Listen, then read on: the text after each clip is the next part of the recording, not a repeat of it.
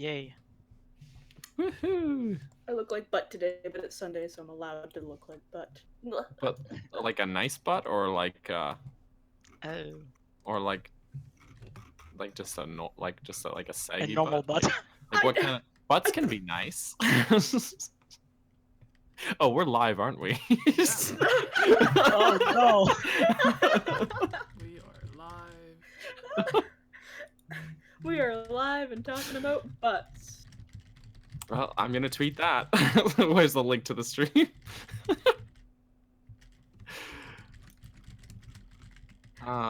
New Zelda rumor. That's it. I'm tweeting it. We are live and talking about butts. Yeah.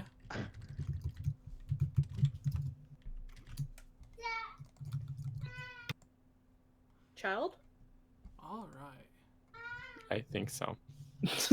Not my Or child? maybe a coyote. I seen LewTube, and I assumed it was just a lewd Twitter account for you. You know what? That sounds like something I would do. Because it's spelled differently, but I always like shorten Chiblima to just Tubes. So when I said lewd Tubes, I'm like, does she have two accounts? What's going on here? Alright, I think we're ready. That's the one. It's Gibbs and Gus. Hello, everyone. Gibbs and I am Gus. back and ready to rumble. Ready to rumble. Hey, Lamau. Ready to rumble. Alright. You guys ready? Yeah. No. Yes. No. Now. OT online, let's go. Wait, what happened online? so many people in the chat already. Yeah. I love it. They're just here because I'm here. Yeah. True. I'm just kidding. I'm not. They're all like, Oh, Tubes is That's really Axel long? just went live, so I guess he's not watching the stream. Why is everyone live when we are? Don't know. Not fair. Alright. This is our time. So I brought up an updated list of the Patreon supporters just in case. Alright. Hello everyone, I am Jesse, or I should get this closer, right? No. What's happening? Yeah. Can you guys hear me? Yep. Hi. Yar. Okay. Since you shifted your camera, it's like so much darker behind you. I'm not used to it. Well, it's the curtains. Yeah. It's still I'm used kind to of messed seeing your up. little Blame the checkered curtains. foam. It's dark and gloomy. Jesse, I'm scared. I'm scared of the dark. It would be a bit better, but the other day after I tried having it all set up, when people came in, everything got kind of messed up again. Alright, but anyways, you guys ready? Yeah, let's Yep. rumble. Yar. Hello everyone, I am Jesse, or Game Over Jesse as all of you may know me, here with us joining for the first time on the Halo... I can't talk. Alright. Hello everyone, I am Jesse, or Game Over Jesse as all of you may know me, here with us on the Hylian Gamescast is our co-hosts Chiblima and Capt Bergerson. Joining us for the very first time is a mutual friend that we've made through the Hard for Games channel, who we've had on a few different times, and I've been lucky enough to be on their channel as well. Say hello to Melon Speedruns. Hello everyone, it's me. Hi. Yes, and for those who may not know, who are you, Melons? I'm basically a game modder, so what I do is that I take games like Zelda, Mario, and I modify them to add content, to replace content, add swords, add jumps, whatever you can think of. Awesome. And you have... That's what I And do. he's not showing his face because he doesn't want the Nintendo ninjas to come after him. Yeah, exactly. So- And because watermelons are very shy. Yes, Alright. it's a fact. It's a fact, yes. Well, people will eat you, so you have to be shy. Yeah, that's exactly. science. So on today's Hylian Gamescast, episode 68, I want to say, where we're going to be talking about the recent Smash Brothers Ultimate DLC leak. We have a few Nintendo Direct leaks, including a video or a remake of something that Daniel and I have talked about several times, but there's a slight change up to the rumor now. So we're going to be talking about that and some of the other stuff that was rumored with the Nintendo Direct leak. We're going to be talking about Twilight Princess 2 and how it was canceled for Link's crossbow training. We're going to be... I find that just very hilarious. Yeah, it's just Yeah. Oh, Jesse. Hi. Yes? Some people in the chat have mentioned that your mic is a little too quiet. Oh. yeah, it's like that on Yes. Discord as well. All right. I'll fix this. Okay. Do-do-do. Take this to 800. Hello? Hi. Hello. Hello. Am I any louder? Yep. Yeah. Everything's good? Yar. Yes. Yep. Okay. Awesome. Hello? Hello? Hello? Hello, hello. Alright. I should be louder for everyone. Alright, so we're going to be talking about all kinds of rumors and leaks, and then we're going to be talking about one of the newer mods that Melons is working on before we head into answering your Zelda questions, where you can write in and get any of your Zelda or gaming questions answered by any of us. But to have your question guaranteed to be featured on the show, because we usually do somewhere between 7 to 10 questions at the end of each episode. But a lot of the time we have a lot more questions to go through. So if you want to have your question guaranteed to be featured on the Zelda mailbag, then you can head over to patreon.com/GameOverJesse, where you can become a Patreon and get a whole bunch of rewards. One of the tiers, if you donate high enough, you get this awesome shirt sent to you, or one of the Game Over Jesse shirts. We have some tiers to where you can watch our edited videos early, guarantee your questions to be answered, and a bunch of really cool stuff. But starting off, Daniel, let's go into the Smash Brothers news. Do you want to take that for us, since you are the resident Smash Bros fan? I am? Oh, okay. Since when? I guess, I mean, I do like Smash, but so this is a supposed Smash Ultimate DLC rumor leak thing. But before I start with that, I just want to say as a big disclaimer, guys, whenever there's a leak or a rumor or something like this, take it with a huge grain of salt. I'm talking like go to the minerals mines and get yourself like a big hunk of salt to take this with, because the grain probably not enough. So but this report actually does come from IGN, and it's the Super Smash Bros. Ultimate DLC roster reportedly leaked. And even they're like reportedly, as in this is not fact, everybody. So Yep. don't hate us. So 2 of the 6. Oh, hey, wait, we got a super chat. Wow. So, oh wow, that was Already? fast, guys. Polite It's- Tia, $30. That's insane. Wow. Do you have a question, Polite Tia? Yeah. Yeah, it doesn't have a message. You Or did are it. you just super chatting because of how savage I was in the chat? Yes. Thank you, Polite. If you have any questions, post them, and we will completely interrupt the podcast so we can answer your question. Or if you were just doing it to be generous, thank you very much. But yes, continue, Daniel. Yes. Well, Playtio, if you got something, let us know. We'll halt everything. But in the meantime, 2 of the 6 downloadable characters for Smash Bros. Ultimate have already been announced, but recently claims to have revealed the remaining 4.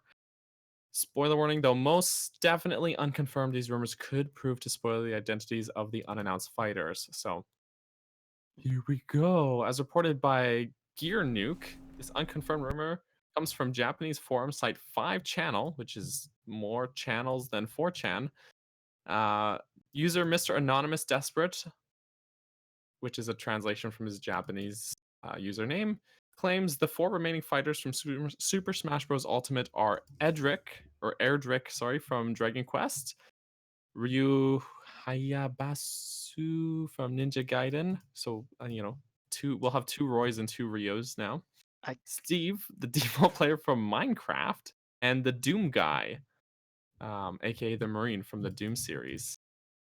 Sorry, Melon, you were gonna you want to say something? No, I was just commenting about the Ryu. Like what happens is that we already have a Ryu in the cast, and if we have a third-party character named Ryu, I don't think Nintendo is gonna want to confuse people with two characters from two different franchises. Yeah, probably not. I agree with you there. This is, yeah. The leak originally came back on December 9th, but has since become somewhat substantiated as the leak referenced the existence of a Persona 5 R, a title that was later revealed to be real on December 30th. We have another super chat from Oh, Fallen Echo whoa! for $10. Says, let's keep the donations coming in. Also, I tend to play Zelda and Young Link. Who do you all like to play? Oh, sweet. I have not unlocked any character in Smash Brothers because the only character I play as is Adult Link. And we have $5 from Cheery. Wow, stop everything. Will this be uploaded? It's 12:40 a.m., so I'm not able to watch the whole thing. Yes, it will be updated. Okay, so Uploaded. to quickly cover the way the podcast works is there are usually 3 or 4 different segments on the podcast, which we do once a week. But then we upload each of those segments as its own video for on demand. So instead of having to watch the entire 2-hour podcast or whatever, you can just watch the one 15 to 20 minute video on the topic that you're interested in. So we will begin with 3 or 4 pieces of news.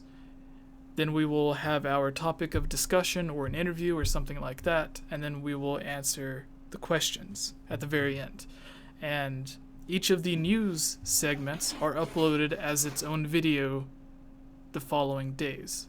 The interview is uploaded as its own video, like we've had Hard for Games on before. We're going to be doing it this time with Melons. We've had some of the voice actors from Breath of the Wild on. We've had a lot of our friends like Zelda Master and Miss Click on. Hard for Games, as I mentioned earlier. So the interviews, they get uploaded as their own videos, and then the Zelda mailbag usually gets uploaded, like split in half and uploaded into 2 separate videos. So each video has about 5 questions. So if you can't stay up to watch this, that's what's going to be happening. But yes, going back to the original question, Daniel Tubes Melons. Ooh. Who's your Smash Bros. Characters? Why does Melon go first? He's our guest. Oh, okay. Which one do I play the most? I guess I play the most Bowser because I used to main him in Smash 4, so I decided I'll just continue doing the same in Ultimate. But I'm starting to play more and more Greninja because I just like his side B where you just vanish and just pop into the player. So yeah, that's it. Cool. Cool. I like to play Sheik and Villager and some occasional Isabelle. My Villager is very annoying. Yes, can confirm. And I'm a little all over the map actually, because I try and spread myself a bit between different characters. So Young Link is my favorite for sure. I also like Samus, not Zero Suit Samus, but proper Samus, and Roy, my boy, are probably my top 3 though. But I also enjoy Captain Falcon and Ness as well. So those would be my picks. I was like, how do I narrow it down to just 5? Yeah. The character who I hate the most at the moment in Smash Bros. Would, I guess the opposite of my main would be Mega Man, because when we were all playing with Sean, the voice actor for Rivali and the Great Deku Tree, we were playing against him the other day on the live stream, and everyone was getting destroyed by him. It was sad, but including me. Yes. Everyone. But going back to you, Daniel, finish off the news story. Oh, right, the news. So, right, the leak originally came out in December. Everyone was like, this ain't real. But then the leak referenced Persona 5, and then it was announced that Joker was in it. Just to recap, furthermore, the same previously leaked details pertaining to Joker coming to Super Smash Bros. Ultimate, specifying that his stage will be mementos from Persona 5, and that the character Jack Frost is somehow involved as a technique. This leak gained traction due to referencing Persona 5 U, an alleged fighting game being delayed due to the release of Arc System Works' Grand Blue Fantasy Versus, a fighting game that was announced a few days after the leak was posted. As reported by Polygon, the leak of Dragon Quest Erdrick has gained even more credibility following the data mine leak of Super Smash Bros. Ultimate's source code. The source code references 3 future characters by codenames Jack, Paku, and Brave. Jack is believed to be Joker, while Paku is likely in reference to Pakun Flower, the Japanese name for the pre-order DLC character Piranha Plant. Brave translates to Yusha in Japanese, a word that can also mean hero, the vocation that Erdrick assumes in Dragon Quest III. And then there's a tweet of the data mine from Jam1 Garner on Twitter. And the leak from 5 channel also suggests Dragon Quest X's and Lucia and Dragon Quest XI's hero character will be available as alternate Erdrick skins. The rumor also claims unspecified Dragon Quest games are coming to Switch this year, in addition to the confirmed Dragon Quest XI's. As for Ryu from Ninja Gaiden, the user claims this is set to coincide with the 30th anniversary for the series, as the original was released in Japan in 1989 following a Western release. The user also suggests this could potentially involve a new or re-released Ninja Gaiden coming this year. Steve from Minecraft is said to include Alex, the other Minecraft player character, and Master Chief alternate skins? Master Chief? Okay. While Master Chief's involvement in a Nintendo game feels implausible due to this minor degree, the Master Chief skin is already available in the Switch version of Minecraft. Actually, okay, side note from the article, when we were at E3, I think Jesse's mentioned this on the podcast before, we watched an interview where, I don't remember what his name is, but Mr. Xbox guy that works for Xbox was being interviewed by Phil GameSpot. Spencer, I think. No, that's It PlayStation, I wasn't. think. Phil Spencer is Xbox, but it wasn't him that was being interviewed. Okay. But Yeah, one of them is like the head of the Xbox division, and the other is the head of the Xbox Live division. And Right. this one was the guy that was in charge of Xbox Live. And he was really touting how Microsoft really has it for Nintendo. They just love Nintendo right now, and he brought his Switch up to the interview with him. He's like, "Oh, I have my Switch," blah blah. And they asked him what character, if he could choose a Microsoft character to be in Smash, and he said he would like to see Master Chief in Smash. And I was like, okay, that's kind of weird, but sure.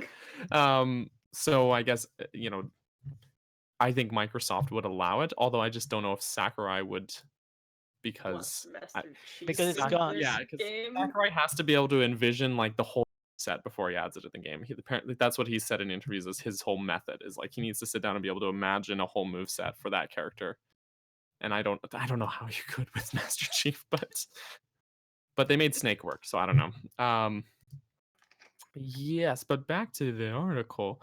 The leak suggests that Steve was at one point intended to actually launch with the game, but was later scheduled as DLC to promote Minecraft Dungeons coming in 2019. Lastly, the Doom guy is rumored to be revealed at E3 2019 to help promote Doom Eternal, which is also coming to Switch. A palette swap of the Doom 64 version of Doom guy is expected to be included. Per Gear Nuke, the same 5-channel user reportedly claimed in a separate post that Rayman and Hayachi from Tekken would be DLC fighters instead of Ryu and Doomguy. Erdrick and Steve, however, remain consistent in both lists. All of these rumors, of course, should be taken with a grain of salt. And then they just go on talking about actual already confirmed ones. So that's not even the gist. That's the whole article. So I was gonna say, oh my gosh, he's really reading the whole thing right now. Really, yeah. Well, they broke it down. So Yeah, I think. yes. So with the Minecraft thing, I think that could make the most sense. Kind of, since they've already had they had a Microsoft game branded limited edition console for Nintendo, which was the Minecraft version of the Nintendo 3DS. So they already have the weirdest thing that I never thought would exist, which was the limited edition version of a Nintendo console using Xbox first party game, or at least it's first party now. But with that, I think if they did have Steve from Minecraft, right? That's his name? Yep. Okay, so if they had him in, they would be able to do the thing to where they just have the one generic character, but then they could give him a bunch of different costumes for different Xbox characters. So you could have the Minecraft costume, he could have like a banjo costume, he could have all of these different costumes. That way they can just use him as a way to represent all of the major Xbox franchises.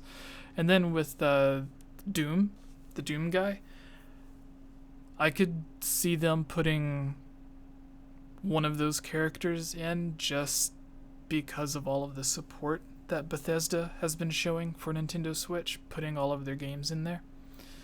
But yeah, that's my thoughts on them.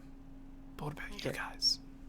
I think you're right about Bethesda, because we've seen it with Skyrim, where they added the Master Sword in the game, the Hylian shield, and the Champion's tunic with a special chest that you get with Amiibo.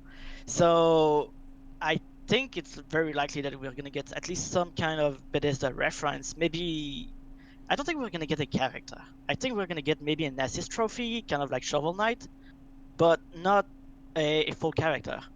As for what you said about costumes, that's very likely, but I think they should maybe do me costumes instead, because if they represent all of Microsoft's franchises as a Minecraft skin, I don't think it's going to be as much. It's not going to be as good as like having a me costume where you play as Banjo, let's say. So, and about Doomguy, I just think that's not. I really don't know what to say about that one. It's like it's likely, but I don't know. I really don't know. That's it. All right. I feel personally like a lot of these potential people coming to people. I don't know why people. I just feel like they're all very weird, and I don't really like see what kind of movesets they would have. And I just feel like a lot of the characters that they've mentioned are very much not like very suited for Super Smash Brothers. So I feel like this is probably like a very, very unlikely rumor, and I can't say that I'd be excited to see any of these people in the game. Well, I think of all these leaked fighters, I think kind of going to the point of Mii skins, I think a Minecraft skin for like a Mii fighter actually makes a lot of sense. Yeah. I also think Heihachi from Tekken holds the most weight as well, because so far we've seen a lot of the new fighters in Smash Ultimate have come out from being Mii fighters, like costumes in Smash 4. So Chrom and K. Rool and some other ones, the Inklings, and there's another one I think I'm forgetting. They were all Mii fighter skins in Smash for Wii U and 3DS, and now they're actually their own playable characters in Ultimate. And Heihachi was actually also a Mii costume for Smash 4. So just following the pattern, that's the only one that where I look at this list and I'm thinking, okay, that kind of makes sense. The rest of them, I don't know. They're pretty oddball choices, but at this point, like I don't think it's fair to rule anything fully out just because they seem like weird random choices. Just because we look at what fighters they've included, especially third party fighters they've included. A lot of them have seemed like weird random choices or like outlandish or things we never thought would happen before, and then they're in the game. And so Sakurai can maybe work his magic if there's a character he really wants in it. So I don't know, but that's Daniel's hot take. Before we move on to the next topic, the one thing I would like to say about this is that it's very disappointing for one reason. One of the main characters that everyone, or almost everyone, has been asking for is Sora because of Kingdom Hearts 3. And with them getting one of these Square Enix characters in the game, other than Cloud, which is already in the game, but who was it? I forgot.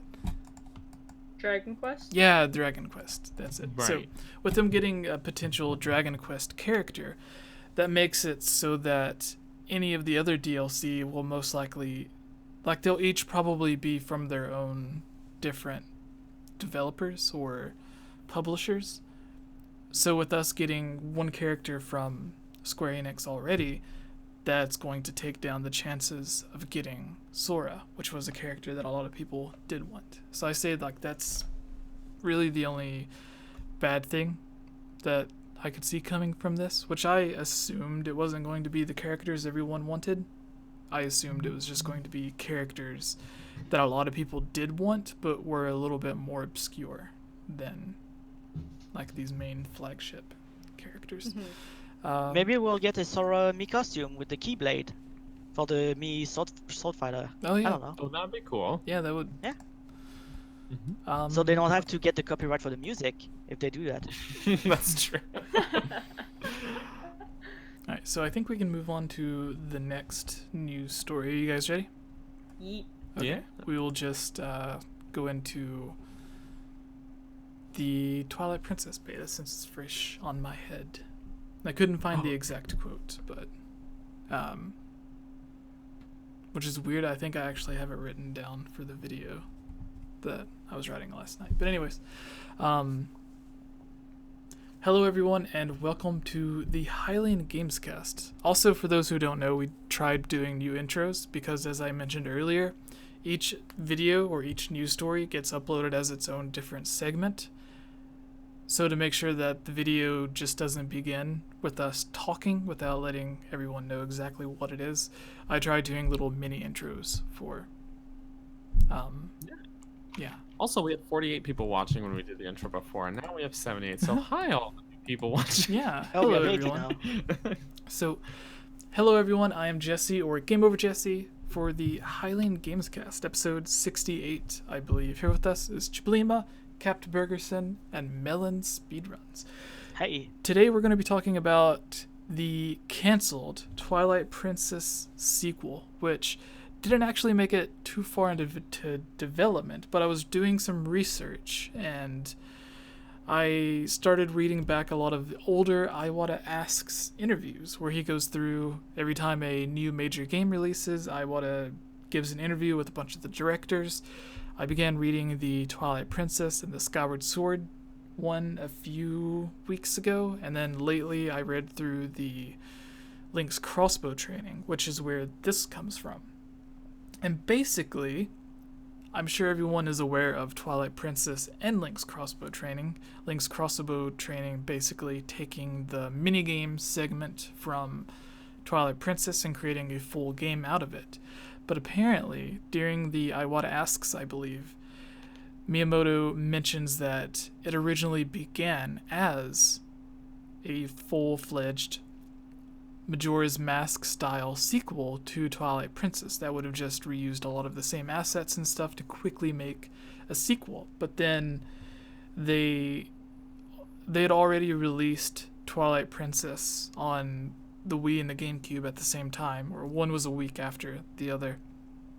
And they looked at how long it took to develop Twilight Princess, and they didn't think that was really a possibility to have another game in development for nearly as long, which is odd because I would imagine if they reused a lot of the same assets and stuff, then they would be able to make it a lot faster. But Miyamoto and the team decided to just begin working on an entirely new Zelda game, and they took the concepts that they had for the sequel, turned it into Skyward Sword, but what they had already worked on using the assets from Twilight Princess, instead of just creating an entirely new game from it, they just made the weird little minigame shootout, Link's Crossbow training, and yeah, it just...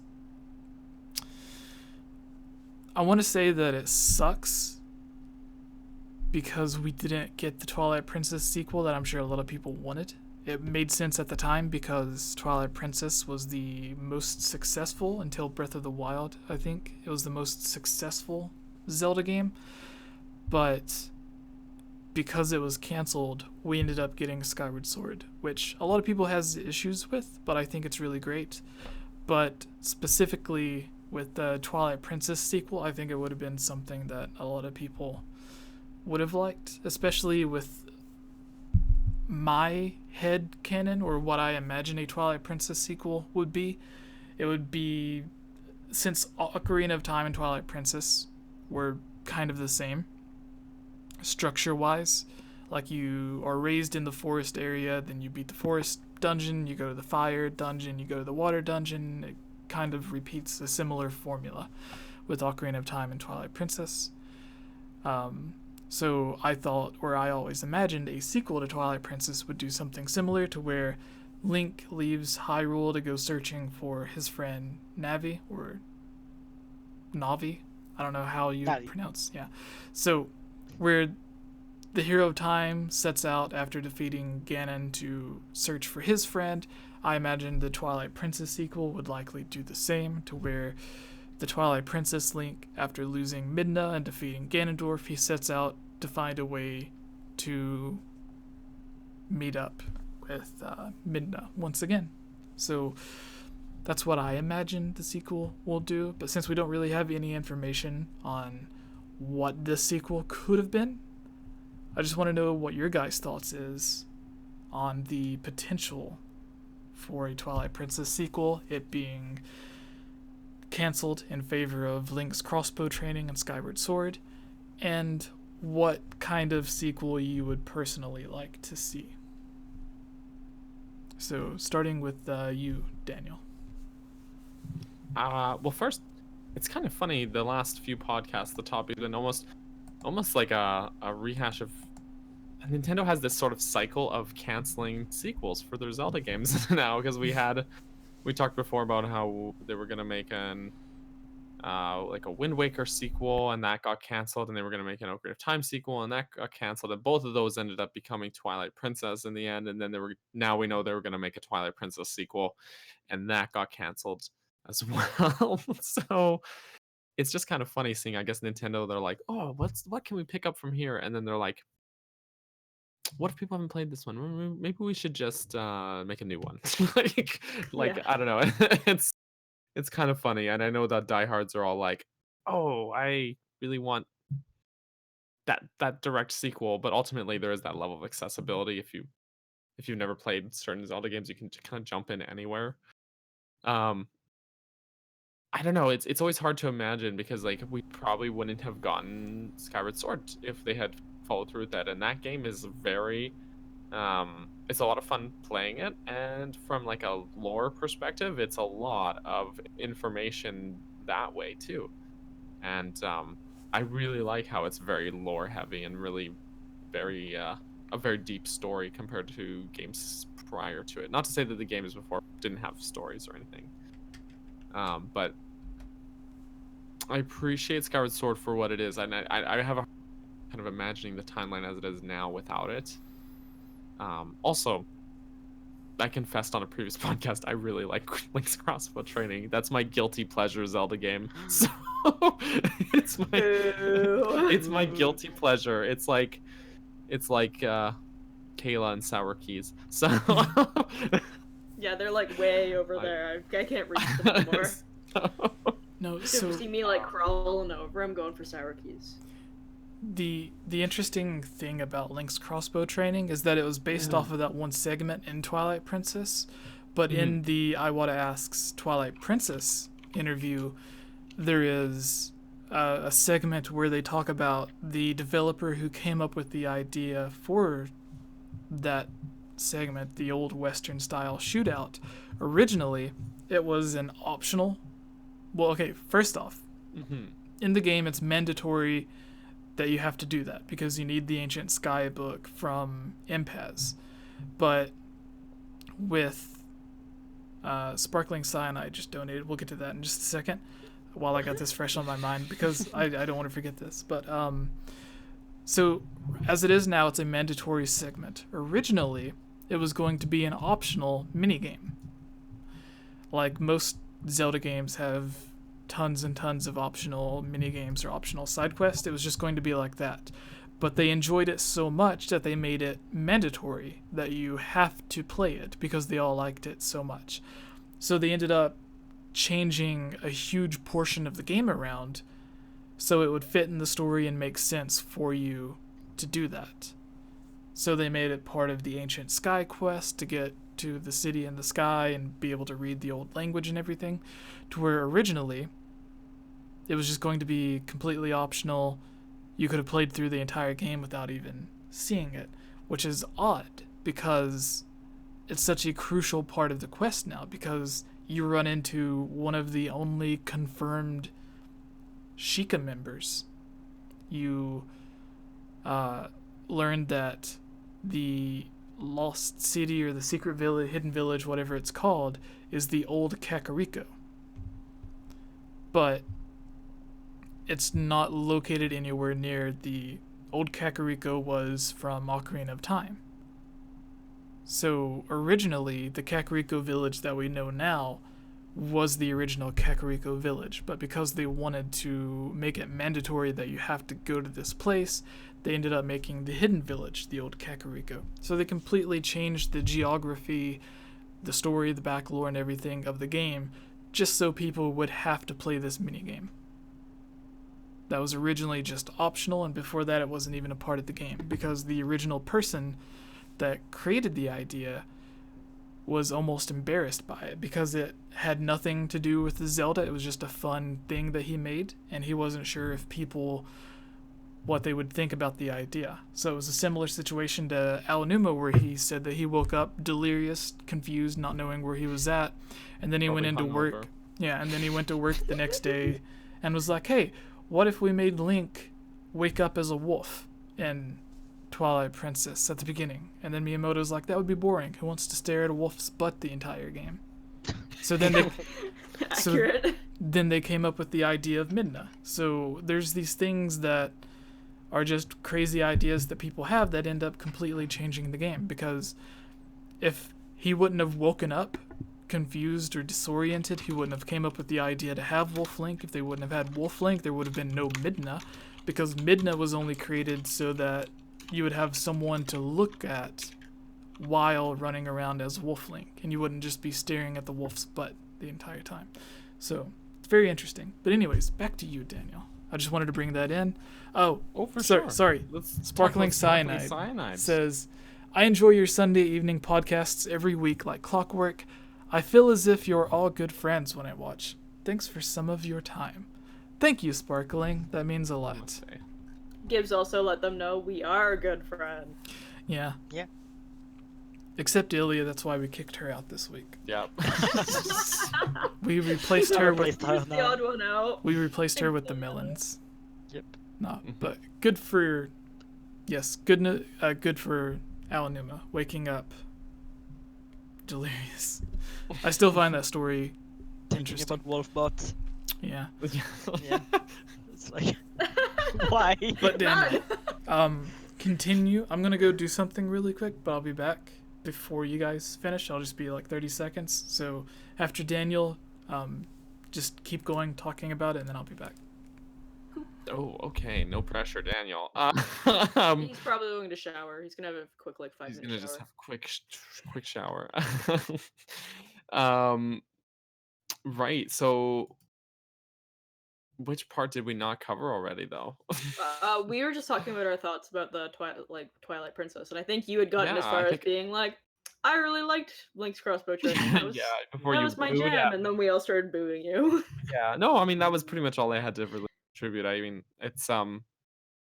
it is funny how these little things kind of shape the games. Also, that's one of the highlights of Twilight Princess. There's so many really great points in that game, and that's a really high point for me. I love that section, just basically going through and eradicating all of the Bulbins. So I never played the sounds game. morbid. I What? never played the game, and if I play it, it's most likely going to be to look at the game's files and just see if I can find anything not used. Oof. Well, fair Classic enough. you. Well, yeah. But no, it's a really fun part. It is totally a scene out of a Clint Eastwood movie, and you just go in and have this big shootout with a village full of Bulbins, and it's just a grand old time. But maybe that's why I liked Link's crossbow training because I Maybe. enjoyed that part of You're Twilight Princess so living a much. life that you never got to live before. Yeah, yeah, I'm living my best life with with Wii shovelware apparently. Oh my Um, god. See, I'm the other way around. I would have loved for another Twilight Princess because I don't even think I would necessarily love another Twilight Princess so much as I would love just like another like dark Zelda timeline because I am all about that dark stuff. Like when we were going over all of, like the dark like prototypes and stuff that they had, I was all over that. So it doesn't even have to be like a continuation or a sequel because I personally really liked the way that Twilight Princess ended and I don't think that I would want them to continue it. That's just Like, how could they continue it? The only thing I'm thinking is that um, maybe they'll do something like a Metroid Mask where Link wants to see Midna again, right? But mhm. how do you open the Shadow Realm one more time? What I'm thinking is that maybe they could have had Link turn into Dark Link and do bad stuff to open the Shadow Realm somehow. Oh, that's interesting. Sort of corrupted hero. Yeah, like Yeah. something even darker than Twilight Princess Yeah. for the hmm. sequel. I guess I imagine if they had to do something like that, I think it would follow in the same vein as Majora's Mask, where in that game Link doesn't end up finding Navi. Even Yeah, he goes off looking for her and just gets roped into something completely different somewhere else, outside of Hyrule. So I guess if they were going to do something like along those lines, I would hope they would do it somewhere not in Hyrule with yeah. no Master Sword, no Zelda, no Ganon, no Ganondorf, no Triforce even. Actually, they could still keep it, just like as an Easter egg, just keep it on, like, because he has it on the symbol on his hand the whole time. But Yeah. yeah, I mean, Uh, the game wraps up really nicely in the end. Yeah. So Yeah, like I don't know.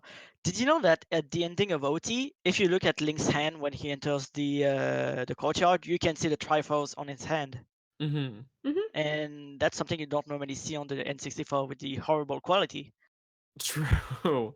No, but it is still there, and I think that Nintendo's even kind of run with that idea when they talk about the timeline, because I know in the books at least they mentioned that part of why Link was credible was because he had the Triforce when he went back in time to sort of accuse Ganondorf of Yeah, planning a coup. Um, yeah. And, the TGL Mudora, who's also known as Lorulian Historian, oh my god, I cannot speak. He mentions in the chat, we have Shadow Link from the Mirror and Four Swords Adventure, which in the official timeline at least is right after Twilight Princess. So I guess it's not too far fetched an idea because we're sort of in the next game officially in the timeline. Um, we do have sort of a Shadow Link character appear and kind of wreck things up. So it makes some sense. Um, I like this. Micah's plays games, and in the end of Ocarina of Time, she just flies off in the distance. Temples like WTF. yeah. What are you doing? I need why? you. Where are you going? I need you to see target. He just can't focus without Yeah. Naomi. He can't focus on one object without her there. Mm. Uh yeah, I think that's about all I had to say about the matter. I don't know if you guys had anything else to add. No, Twilight I Princess really. No? no. We need Jesse back. He's Yeah. I the don't even. Clap I he's for don't even. Jesse in the chat. this is we're falling apart without him. Oh no. Mm. No, we just wait. Which is wait. Goodbye, everybody.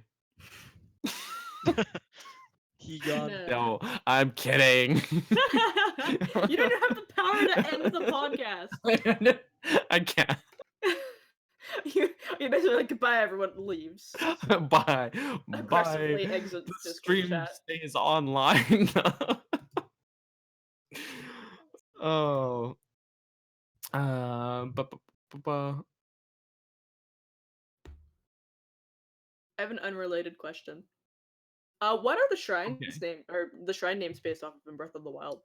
They're all Nintendo staff members' names, only anagrams. Like they Are they switch the letters around. actually? Because I was looking into it today, and people say that's like a theory that they had, but not like the only one that they could think of was Anuma. Oh, is it? I don't know. I remember, at least I remember seeing something like that where they had they had a list of a few of them, but I was like, I don't have the time to read all of this, so I didn't didn't do it. But Yeah, because I was playing today with Cameron, and he was like, "Why are all these names so weird?" And I was like, maybe they just thought it sounded cool. They were "It's the just only like, thing I don't have an answer for, apparently." yeah, no, I mean, in theory, like if you really break it down, what are any names based around? True. True. True. So he was getting really sassy with me today because he was like, do people even understand Link? Does he just like hut and hi at them? And I'm like, no, Link can talk. And he was like, give me one example of Link talking. And I was like, Come on. Yeah. That's my example. that's my Hey! relationship. Oh, hello! I want a Zelda game where Link just has Mario clips. Yep. Oh my Let me god. mod that in real quick. And a mustache, and that's it. It's the same as any other Zelda game. He has a mustache and voice clips. Damn it. I mean, Link with like a beard, like, how weird would that be? Like a light beard. That would be weird. Is Jesse wearing pajamas? Yep. And He left to put pajamas on. he's like, let me slip into something more comfortable. Oh my god. Can you not? But Oh my god. Can you don't, please? what's funny is until like 10 minutes before the podcast started, I was wearing pajamas, but You put on pants to come do the podcast? I put on pants just for this. That's so I funny. don't even know what I'm wearing right now. No one knows what Melon's. For all we know, Melon is doing this podcast in the nude. I have Oh, hey, pajamas. Jesse, welcome back. Nice pajamas. I had a phone call and I got a bottle of water, so And you put pajamas on. I already had pajamas on. Oh, I guess Oh. we never noticed then. No, I was naked before, and now I have pants. I mean, it's not like we were looking. Yeah. All right. Kappa. So is We can move on to the next topic. Yep. Good, because we've just been the podcast equivalent of shit posting this whole time. Great. So next topic. What was that? What are you just tossing things around? Yeah, this is I'm drinking Canada Dry right now. Those are papers. Toss everything. Daniel! All right. Hello everyone. I am Jesse, or Game Over Jesse. Here with us is Chiblima, Captain Bergerson, and Melon Speedruns for the Hylian Gamescast. Today we're going to be talking about a potential Nintendo Direct leak. Sorry guys, I'm an idiot today. So, anyways, at the beginning of every year, usually January, February, there has almost always been a Nintendo Direct to show off what to expect for the games coming out early that year. And with every potential Direct, there are leaks and rumors that people make up, although some do turn out to be true.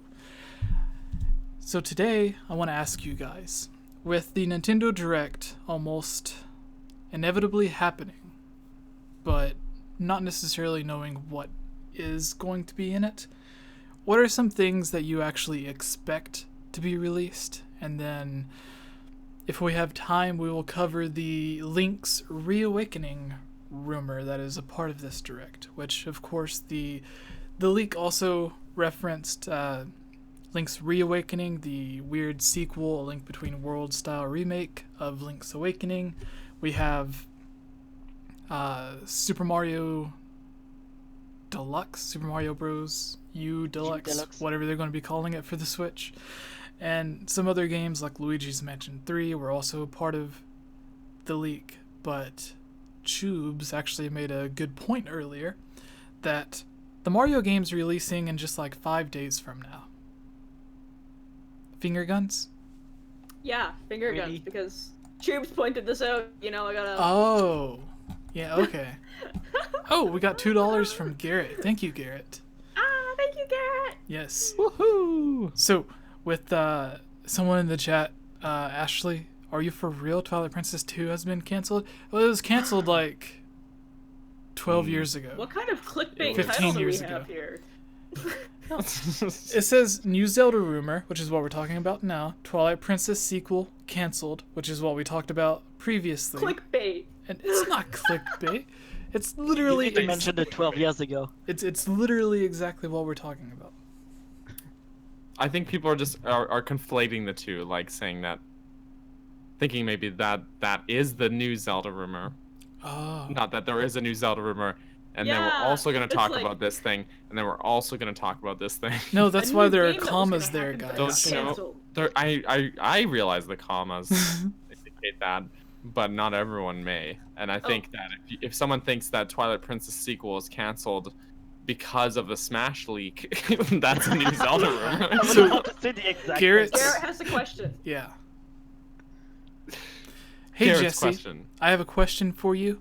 What would you think if there was a game with Ganondorf perspective instead of Goddess Hylia, aka Zelda? Well, if it was Twilight Princess, it would be really boring because he just stays in the Twilight Realm 90% of the time till he comes out at the end.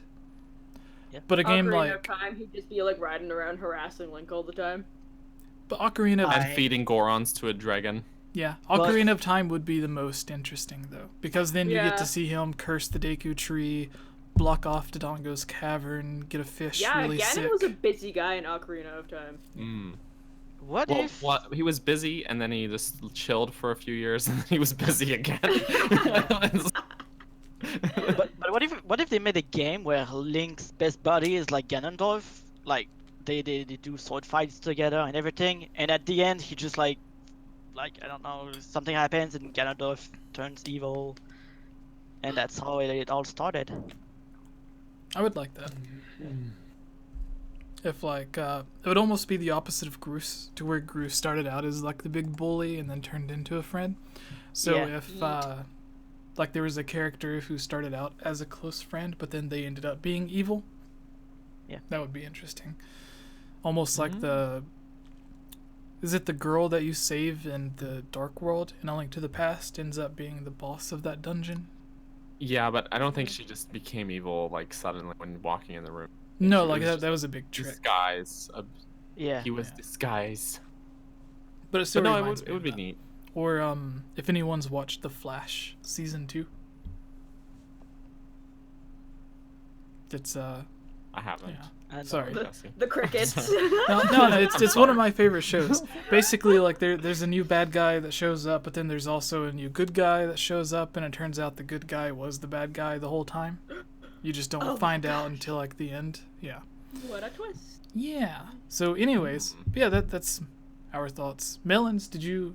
No, you were the one that suggested the one idea of them being friends. All right. So, anyways, with back on track. Yeah, Nintendo basically, Direct League. yeah. Tubes pointed out something interesting that with Super Mario Bros. Deluxe, it's coming out in just a few days, so there wouldn't really be a big focus on that game if there was a direct coming out at like towards the end of January or early February. And so yeah. Like I could see it games like maybe Yoshi. Some of the other Maybe newer show games. us more about Animal Crossing. Yeah, give us the Animal Crossing. They just showed us that Eminem Animal Crossing? Crossing 2019 is a thing, but they haven't said anything about it. And then they just keep trolling with the Smash Bros stuff, to where it's like you think it's Animal Crossing 2019, but then the camera just zooms out and you're like, oh, Mario's there. Damn it. Yeah. I'm just gonna say that when I saw that clip, I can't sympathize with people who got hyped for it, because when I saw that clip, I immediately recognized it as Smash Oh yeah, no. Bros. When I saw that, Yeah, I was it's- like, "This is Smash." And Yeah. then, oh my gosh, poor Alia was like In-game. freaking out. She was, and I was like, "That's definitely Smash." it's just like it's rendered in the Smash engine, Yeah. character models and everything that we've already seen. So Yeah. I don't know, but I'm sorry, guys, I wasn't Yeah. tricked. Yeah, It but was way too good to be like in game. Yeah, yeah. starting with you, Millens. Yeah. What are your... So what's like a dream thing that you would like to have shown off for the Direct? And what are a couple of things that you think is more realistic that you actually expect to be shown off? Something I feel is realistic and I'd really like them to show off is SNES games for Switch Online. Yes. That would Yeah. be the best. They've been doing 3 NES games per month until I think last month. They haven't said anything about it. They stopped releasing NES games. I think that's it for NES games. They're going to start doing SNES games now.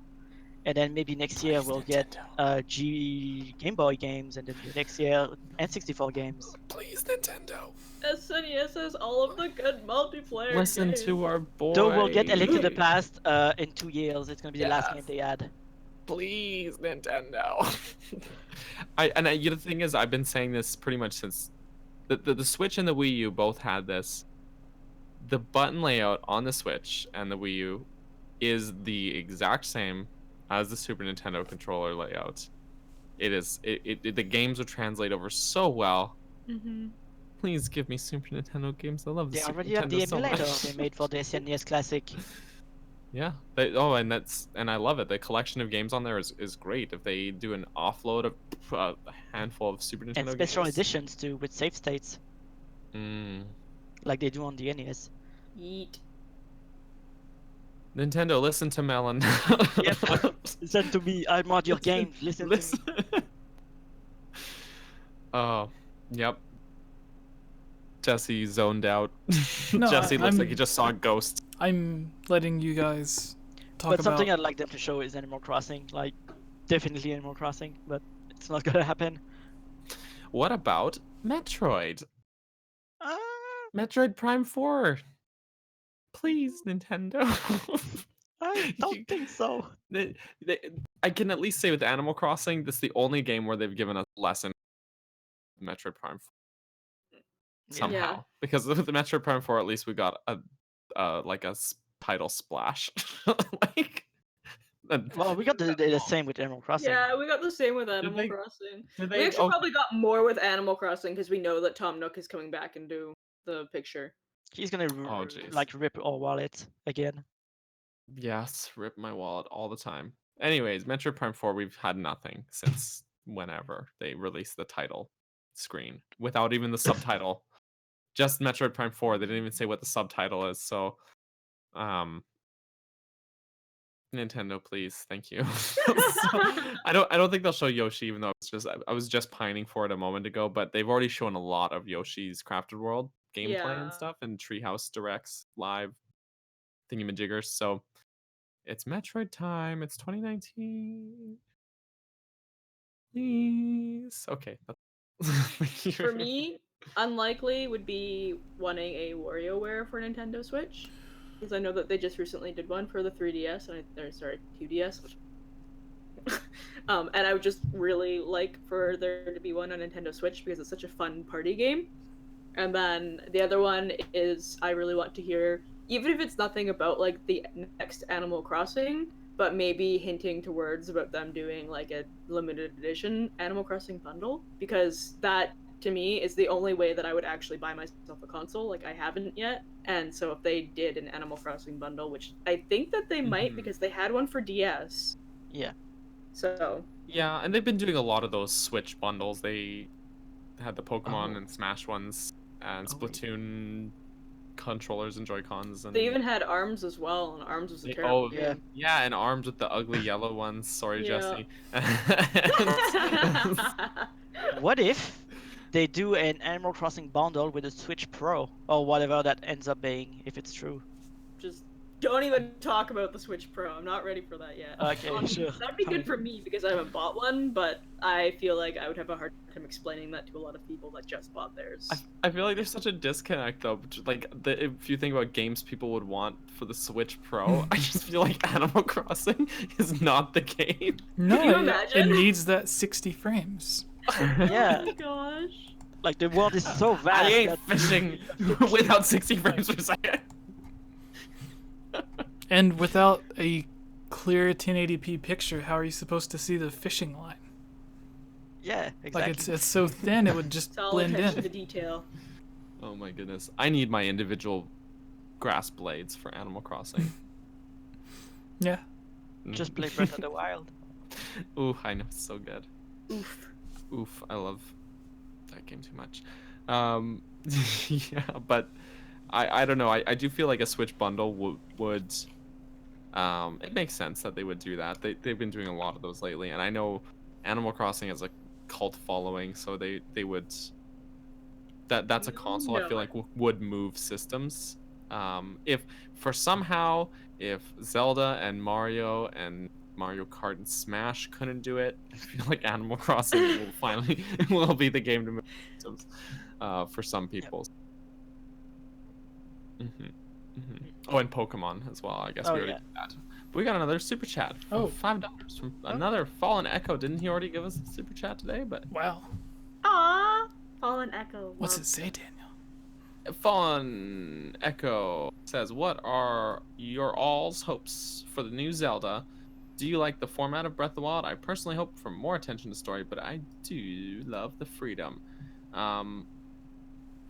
I really like the open world nature of Breath of the Wild. I feel like they're gonna do that again. I think Aonuma said this is the direction he wants to take Zelda now going forward, especially because they made a ton of money off of it, and so they and the game got like incredible reviews and Game of the Year and everything. So yeah, I feel like that's how it's gonna go. There's maybe some more lengthy dungeon type stuff that I feel like could really fit in with the next Zelda game, but I feel like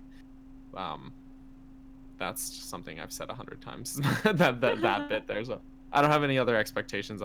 Probably being along the same lines as Breath of the Wild. Just I would hope they wouldn't do it in maybe in a different land that's not Hyrule, just because we just had such a big Hyrule so suddenly, and if they did it in Hyrule again, they'd have to change it and make Yeah. it a different Hyrule, but being Maybe a pre-Ganon Hyrule.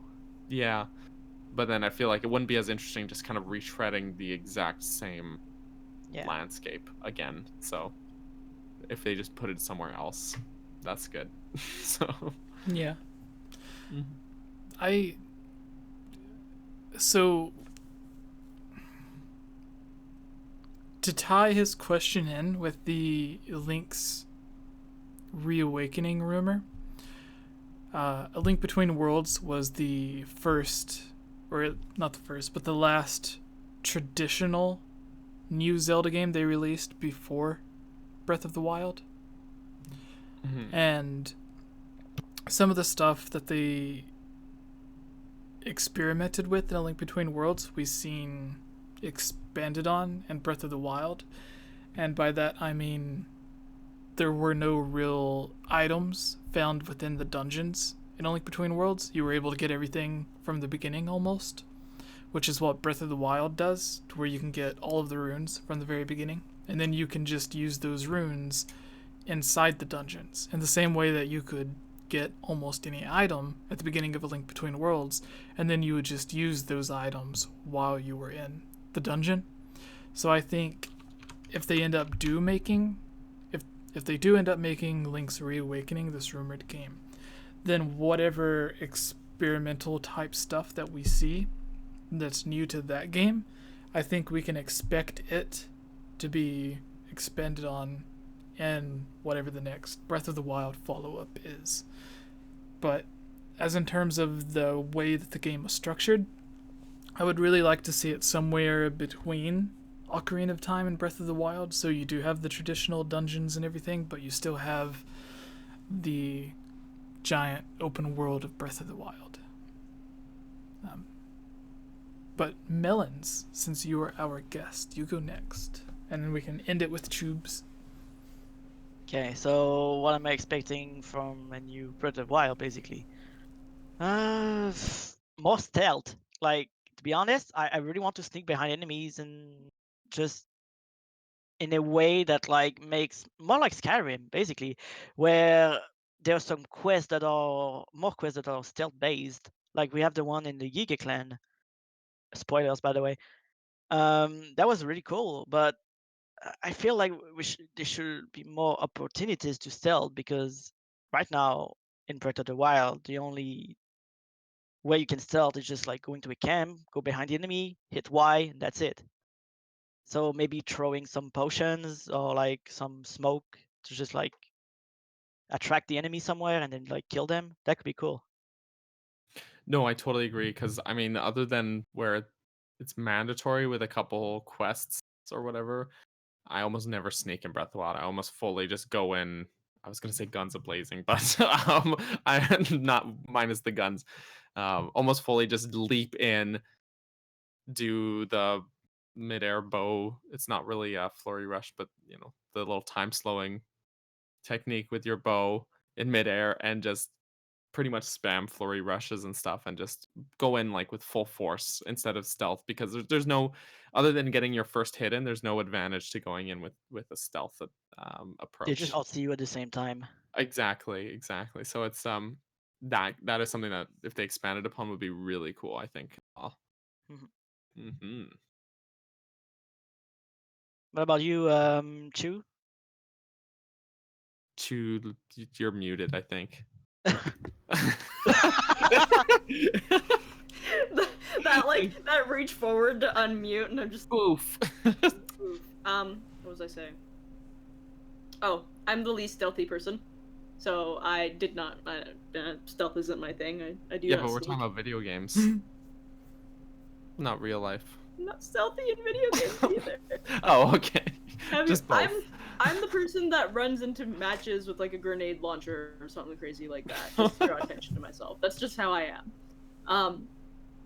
But I think for like another Zelda game, like Breath of the Wild style, but definitely a little bit more like something different with dungeons, because I do like I did really like the Divine Beast. I thought it was really cool the way that you could approach them, and there are different ways to complete doing them. But for me, like I really like the dungeon aspect. I kind of like, you know, running around and collecting things and just kind of getting through it and seeing everything there is to offer in a dungeon. So, yeah, that's me. I want more dungeons. Also, Link didn't have a companion in Breath of the Wild, and I kind of like having companions, so Yeah. I wouldn't mind having something like that. You can have a dog. You have Zelda. You can have Wolf Do Link. I look like I have Who's your- amiibos? Do Yes. I look like I do? I have No. one amiibo. It's Fox. I don't know where he is. Just scan him in, Alan and you Numa, can then take the mushrooms that fall and. Alan Numa did say something a bit misleading when they were promoting Breath of the Wild. Whenever they first started showing off the champions, they said that they would be companion characters. Yeah, but then they were like, "Oh, are they companion characters?" And he was like, "Not in the way you think." Yeah, So it was misleading, but also like technically he wasn't lying, but it was definitely misleading. Yeah. They needed to be support characters like Wolflink. Oh would've yeah, been they, cool. like you could I just wish. get a dog. You need to freaking pet the dogs. Yes. Damn it, Nintendo. Pet the dogs. Press A to Pick pet. them up and give them love. Oh, please. But that's the thing too, is like sometimes having Wolflink is a bit of a disadvantage, because first of all, if he dies or something, I feel terrible and I go into a rage. But also, if there are the odd times where I am trying to sneak or something, and I'm like, I've got my bow ready, I'm like, okay, well, what I'll do is I'll sneak up, I'll at least take out the archers, and then I'll go in and kill the guys inside, right? And I start sneaking, and then Wolflink is like, woof, and he just runs in. I'm like, well, Well, you know there what? goes my sneak. He just just runs right in, completely draws attention to me. You can tell him to wait, by the way. I can, but I guess I get wrapped up in it, and I'm just like, Yeah, okay. Fair enough. I guess that's kind of my bad. But I almost That's never fine. use him. Like after the Great Plateau, I almost never end up using him because as soon as you start riding a horse or paragliding, he just gets left behind anyways. So Yeah. yeah, but yes, real proper companions would be cool, as Choops was saying before we hijacked the conversation. Okay. I was Oh. backtracking to see my hilarious reaction when I realized that I was muted. Yep. Because Gibbs was like, I literally started cracking up with the face he made at the sudden realization that you were muted, and I had to like go back to capture the moment. It was just. I need a gif of that. No, you just stay next to him and you press A or B. You'll have a wait command. Oh, I was like, wait, Yeah. what is Or yeah, Melon RPG talking asked, about? how do you make him to wait? So yeah, you can like if you go up, it's like a context sensitive action. Yep. So yeah, I the only time I remember to make him is if there's loot that he's gonna go and eat, and I like meat or nuts or something, that food that falls on the ground, he'll go and eat it. So I'll tell him to wait so I can go and pick it up. Aww. I'm like, no, just don't eat it. But You then you don't need forget he's that. in wait mode. Yeah. So pups gotta eat, I know, but yes. Jesse, What's the Did I haps, not already Drew? give mine? did you? Yeah, I think Yeah, I I did. think you did, but Yeah. I think All we're all right. just done talking Well, then about what's it next, now. Jesse? Yeah, I guess we can move to the next piece of news. I was gonna bring up the whole Soldier Boy thing where he's getting sued, but that's just too dumb to even talk about. Mm-hmm. You guys all know what happened. It doesn't need to be. Yeah. Yeah. There's been talked lots of about other anymore. channels. JonTron So covered it. we can People, talk. yeah. Covered it. We can talk Yeah. about Melons and his Oh no. mods and stuff. Yeah, Nintendo's suing Melon too. So Oh no. no, no. Oh shit. Wait, is Melon our topic of discussion today? Um, I guess so. Yeah. I guess. Yeah. Well, Alright, I so- don't know. I don't know if this is an old topic. Nah. Yeah, it's Whoa. old. All right. Hello, everyone. I am Jesse, or Game Over Jesse, as all of you may know me. Here with us on the Hylian Gamescast is our co-hosts Chiblima and Capt Bergerson, as well as our guest, who we will be interviewing, Melon Speedruns. Hi. Yes. So, for those who may not know, go ahead and introduce yourself and fill us in on who you are and what we can come to learn about you. Okay, I'm Merlin Speedruns. I am a game modder. So what I do is that I take games like Zelda, Mario, any game you want, and I modify them. I modify the files to add content, modify content, and we can make new games out of them or add new mechanics. And that's really cool. So that's why I'm doing it. All right, and you are here to talk about your Ocarina Online multiplayer mod. Yep. Who So we've briefly. I cannot talk tonight. We briefly covered this a while back after I believe I was on the Hard for Games podcast whenever they were talking about it. And it looked so awesome that the next time that I had a podcast with my co-hosts, I brought on some of the footage and some of the gameplay and started talking about how awesome it was. But now we've kind of gone full circle and we have the person, you, who's actually been working on it here with us. So how exactly did you first get involved with this? And what's it been like for you and the rest of the team? Okay, so first of all, I am the creator of Mario 64 Online, which is pretty much the same thing as OT Online, which is a multiplayer experience for the game, kind of like an MMO, where your friends can join together and do stuff together, collect stuff. It's basically an MMO where people can join and leave whenever they want, and you can see them in the game in real time. So I made Mario 64 online with K's, and what happened is that at some point I decided that the project was done. So I left it, did some other mods that you can see on my channel, and then I decided to start OT Online, which was pretty much the same thing as Mario, but for Ocarina of Time. So I contacted Ideke, which is an ASM programmer for OT. So he does coding for the game, he adds stuff to the game, and together we worked on some basically simple network stuff. So we added a second link, and we made him have animations, and that was it. I wanted this to be the main project. So it was pretty much done. And then I saw that the Ocarina of Time randomizer had a co-op version of OT, which would sync objects together.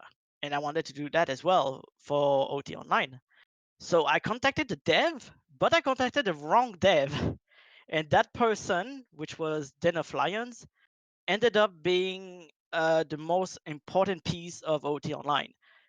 Like he was the person that basically coded the whole. He took my code, trashed it out in the bin, and just recorded the entire thing way better and added way more stuff.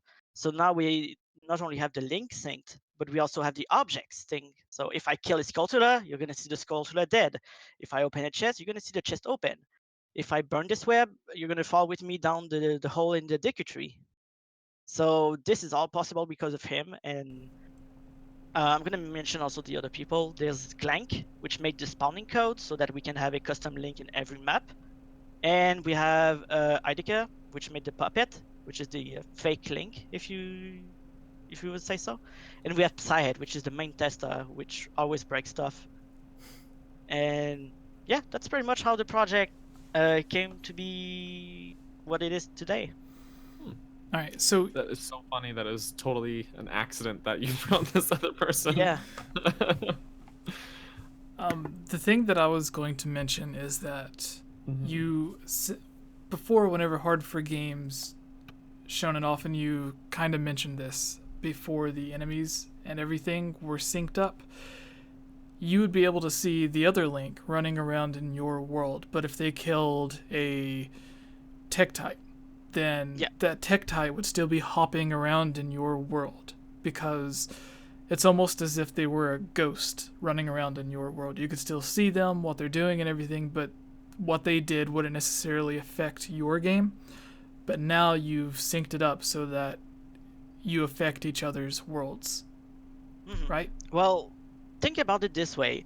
Imagine you have a single player world, like you have a player in the map, right? And your Link running around in Hyrule Field. If I kill a Skulltula, that player at the opposite side of the world playing his own game is not gonna see the Skulltula die with just like his N64. Like you're not gonna see the other stuff die. So what we did is that we detect whenever something dies on the player screen, and if it dies, we just do the death animation for every other player, so that way it's synced. And that's it. We just do that for everything with the links, the Tektites, the Skulltulas, everything in the game. And that's how we do it.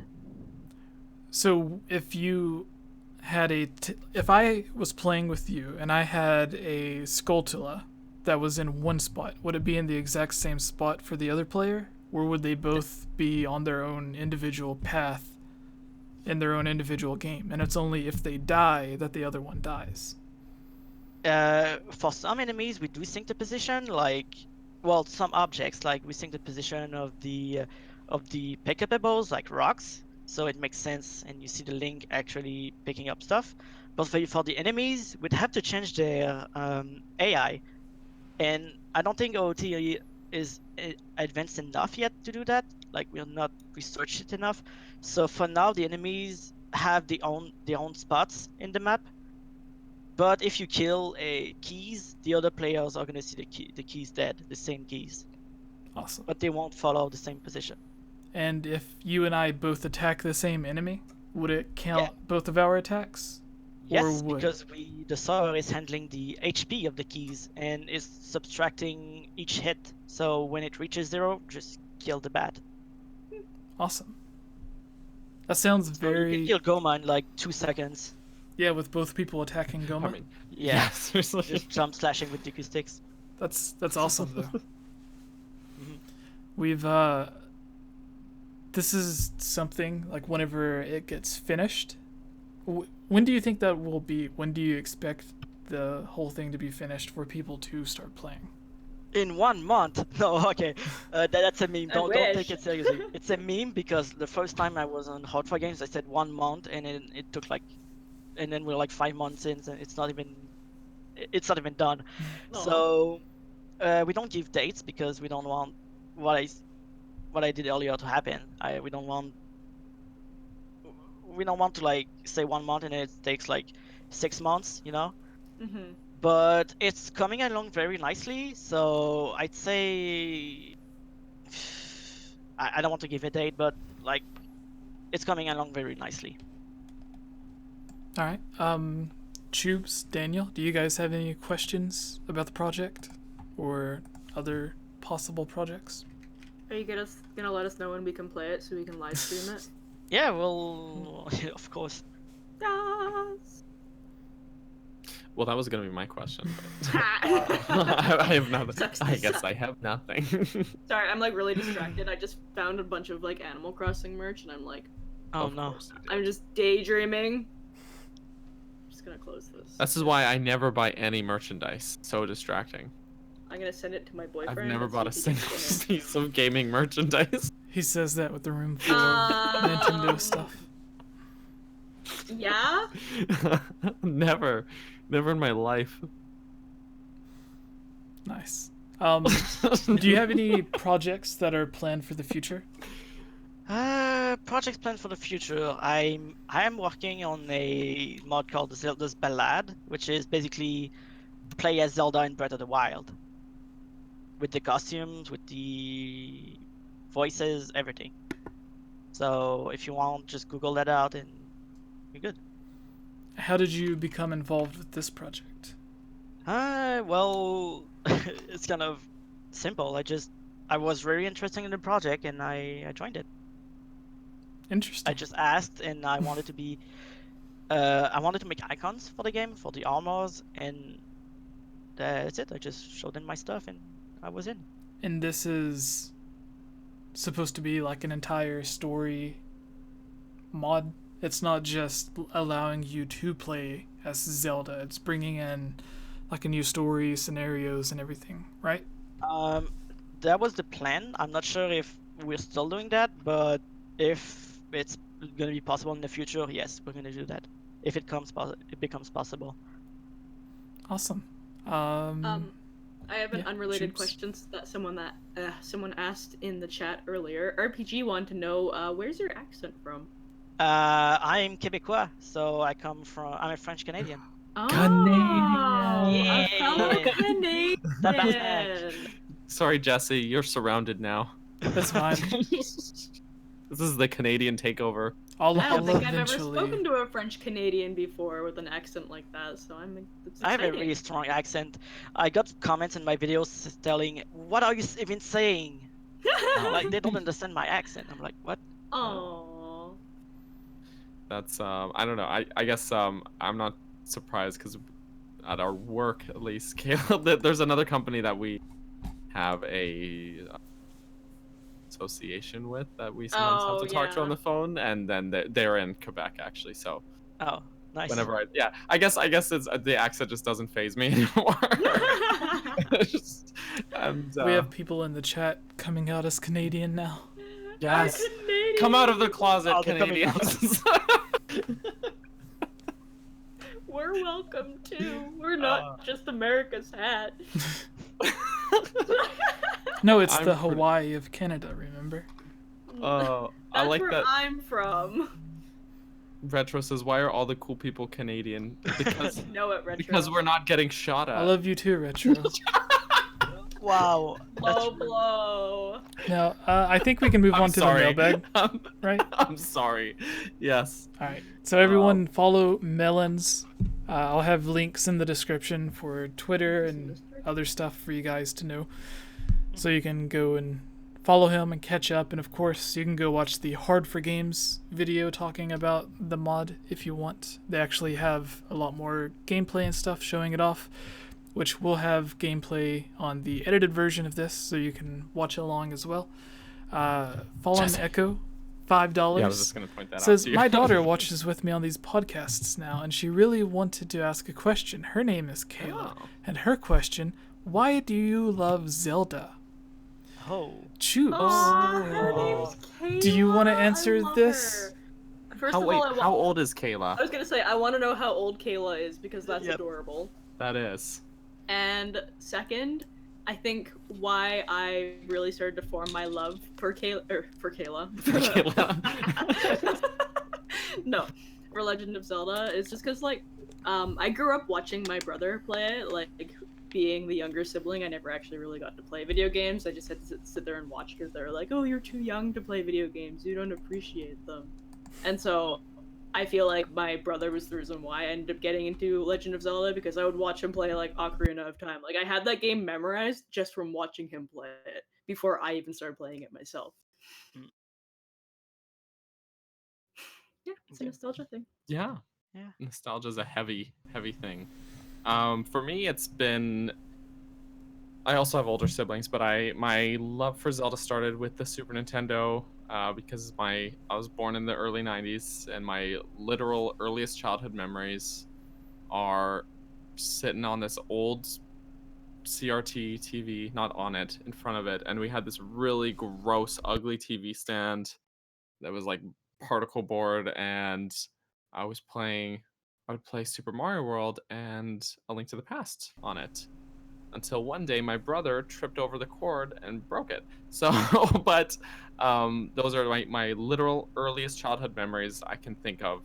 I can't think of anything before that. So my literal earliest memories of my life are playing Zelda and Mario. So that's just something that has stuck with me. I'm like, I ain't stopping now. So, but they're just great, very well balanced games that transcend genre and art style and gameplay mechanics, and it's always new and interesting and fresh. So it's I guess there's my biased and my non-biased answers. How about you, Melon? I'm doing fine. Where's your? I mean, how about What? you? What's your love from Zelda? Oh, okay, you said how are you? Or- I was like, I'm so. There's my accent. Oh, there you go. Yeah, I was born in the late 90s, and I don't have siblings, so I'm like, what happened is that at the age of 5, my parents bought me a GameCube with Luigi's Mansion. I got scared to death by the ghost. I didn't want to sleep at night, so they returned the game and bought me Zelda Wind Waker. And from there, it was pretty much the best game I've ever played in my life. That's an adorable story. I love that. Like, I Wind really got Waker's legit great. scared. Oh my goodness.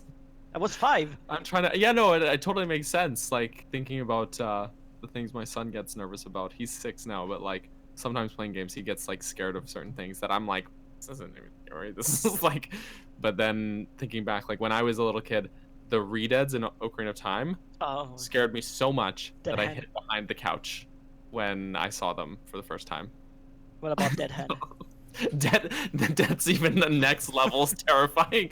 Actually, I think by the time I was able to get over that fear, like I wasn't able to get to the point where I encountered Dead Hand until I was Okay. a little bit older. So I got over that, I guess. But that is next level fear. Oh, we got another super chat. Wow. Oh, this one's from the legendary Brotherhood. I have a question for all 4 of you. Who is your favorite villain in Zelda? Midna. Is Groose a villain? Yeah, that's like a good At the question. beginning, yeah. But seriously, Girahim's mine. He's an emotional villain. He just bullies Link. Have you seen Dark Link in the manga? He's so fucking cool. So I think Dark Link in the manga. Which manga? Hmm. Ocarina of Time. Oh, I need to reread that. It's on the shelf behind me there, and I have never finished reading it. I'm a bad person. I really like Girahim, actually. I think it's just because he, as a villain, is very like you really build this rivalry with him because you encounter him so many times throughout the game. And other than that, I guess good old fashioned. I have a soft spot for Wind Waker Ganondorf specifically. Is a really good villain. He's really well fleshed out compared to Ganondorf in, say, Twilight Princess, for example, who just kind of shows up. Who you hear about, but he just kind of pops up at the end. But Wind Waker Ganondorf is like he's a really different kind of Ganondorf than we see other times, and he's very like methodical and he's like an tired old man. He's so I don't know. I like that. Do you like Girahim because of the tongue? Oh yeah. Yeah. Oh yeah. But also because I don't know, there's that I don't know, that rivalry where he almost like he underestimates you and he kind He of doesn't lets want you to go, kill you. but then That's the thing. yeah, he could though when you first encounter him, and he's just like toying with you basically, and then that helps sort of showcase how much stronger Link is from the beginning of the game to the end of the game as well. Yeah.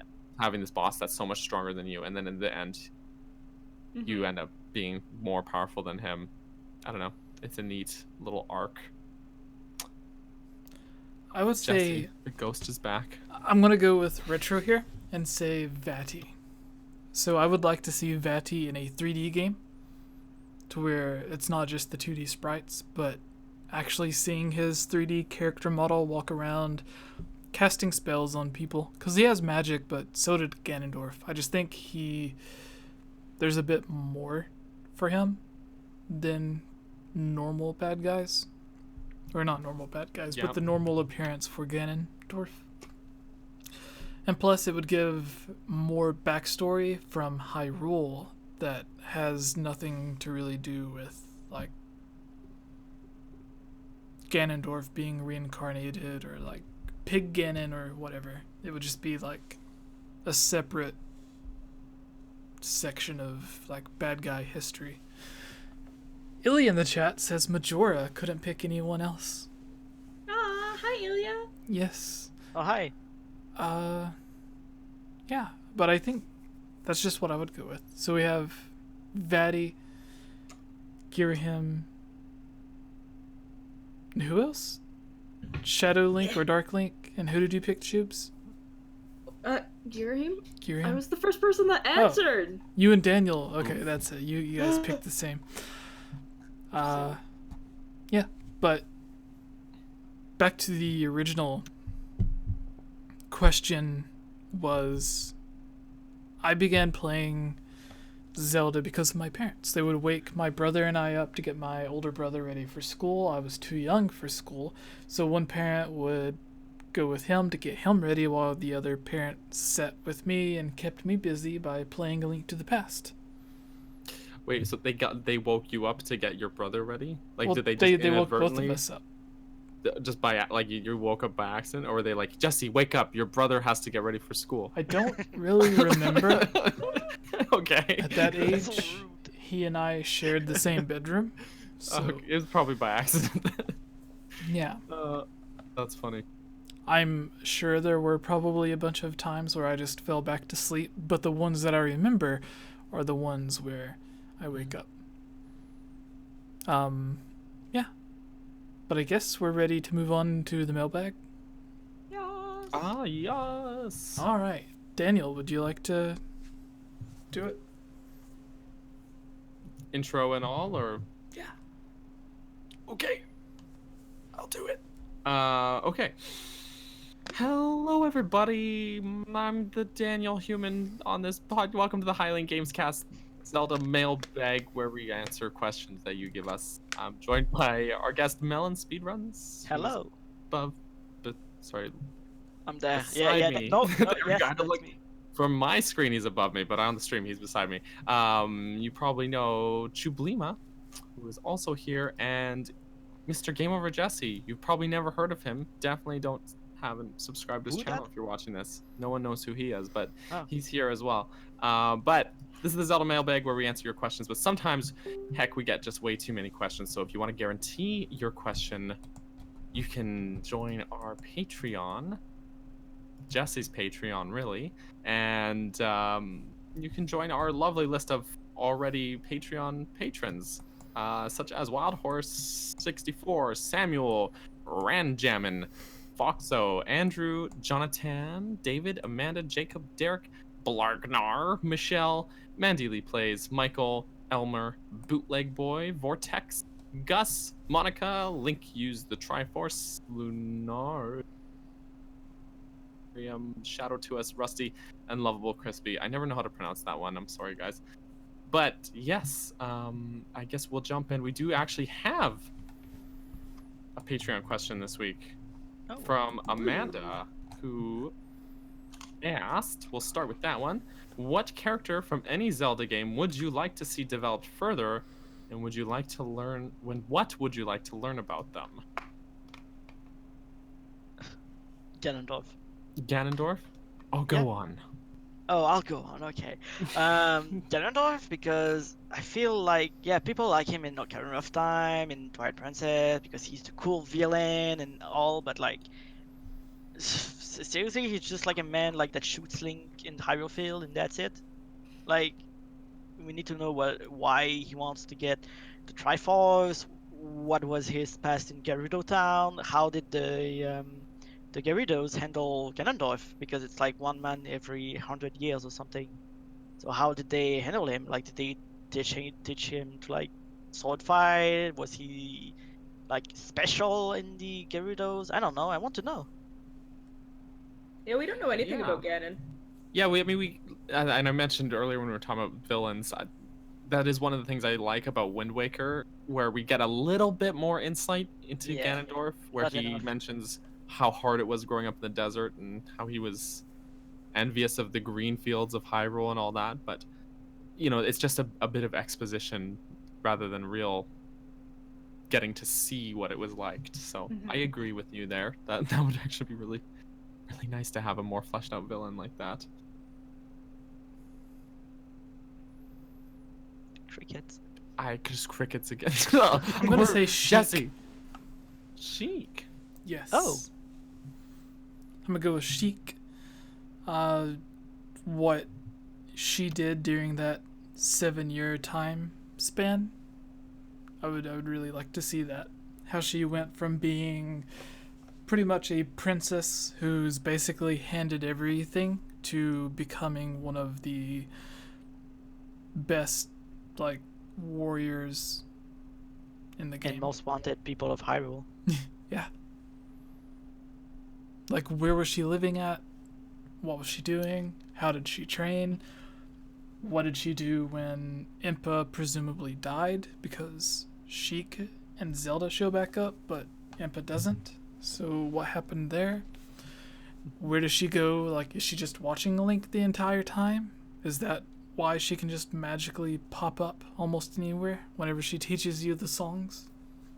And then she just magically disappears? So yeah, she goes from 10-year-old princess to ninja. Yeah. You know. But that's the story that I want to see. Because, like, she's in... When you go into the volcano, Death Mountain, you need to wear a red tunic. She doesn't. When... Or maybe that's why she had to leave so quickly. Yeah. Yeah, possibly. But yeah, like, she has all of these different skills and stuff. I would like to see that explored. What about you, I agree. Cheeks? I would like to see a lot more of Sheik, just because Sheik is one of my favorites. I think that Sheik's really cool. I always have. Zelda got so cool over that 7-year time period. I tried to say 7-year time period in one word, and it did not work. And we will we finally know if Sheik is a he or a she? But we know that it's a she. But why does the game refer to him as a young man? Well, Because that is his disguise. Like, because the characters think that he's a man, but it doesn't mean that because that's just part of her disguise. Oh well, Ganondorf's out looking for a woman about my age. So if Oh, everyone okay. thinks I'm a man, then Yeah, Oh, yeah. Okay. yeah, it's like Mulan, right? What? like Mulan. Yeah, Mulan. The Disney Who's cartoon. that? Is Yeah, that me? sure. Yeah, Mulan, who she cut her hair and everything, and just told everyone that she was a man so she could join the military, but she was still a woman. So Oh, okay. yeah. Yeah. I mean, that's what how I always took it, was that was just part of the disguise, and that's why Link was so shocked. He's like, "Whoa, I guess I'm straight after all." But No comment. Please, no, man. just jokes aside. I don't know, that was my whole thing. I know there's been a raging debate for like 20 years about Sheik's gender, but I've always just thought the only reason anyone referred to Sheik as a man was because that was just part of the trick. That was part of the disguise. But ultimately, Sheik is just Zelda in disguise, and spoilers for a 20-year-old game, and that's ultimately it comes down. Sheik is just Zelda, and so Zelda is a woman. So ergo, Sheik is woman. So Hey, Zelda Woo, was my female science. crush. Look at me go. The next question. Wait, did everyone answer? Yeah. All right. yeah. The next question comes from another Patreon supporter. The Legend of Rage says, "I'm a little confused. I've played Ocarina of Time several times. It's my favorite game, but I'm still stumped on the tunics. The red and the blue. I know the red lets you handle heat better. Blue let you breathe underwater. They have to have magic on them or some sort. My question is, who made these tunics? I don't think it tells you, unless it missed it somewhere. I'm so curious. Unless I missed it somewhere. Very horrible at reading today. I apologize. And talking. I mean, they're available for purchase in the shops, right? I mean, you get given one by Link, the Goron named Link, and also by the King Zora. But I think since they're just available in the shops, they're probably pretty commonplace in Hyrule to have these sort of tunics. And I think they're just probably made by Gorons and Zoras for when tourists come to visit or something. That would be my guess. Yeah. Yeah, that makes sense. Like, Dodongo's Cavern goes from just being like a medium-sized cave, I would say, to being an entire mine shaft in Twilight Princess. Mm-hmm. So I would say that the Gorons like to have other people come and help them. They made the tunics to give to the Hylians, because obviously the Gorons aren't going to be wearing them. And No. in Breath of the Wild, it says that.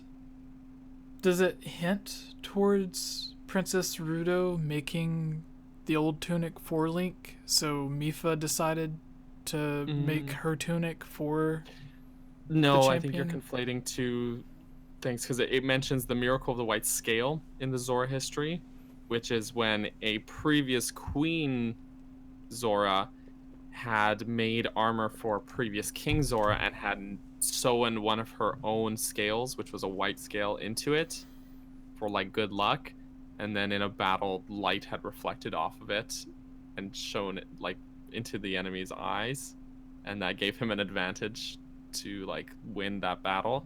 And then it became like tradition for the Zora princesses to make armor for their fiancés or for people they intend to marry, basically. Okay.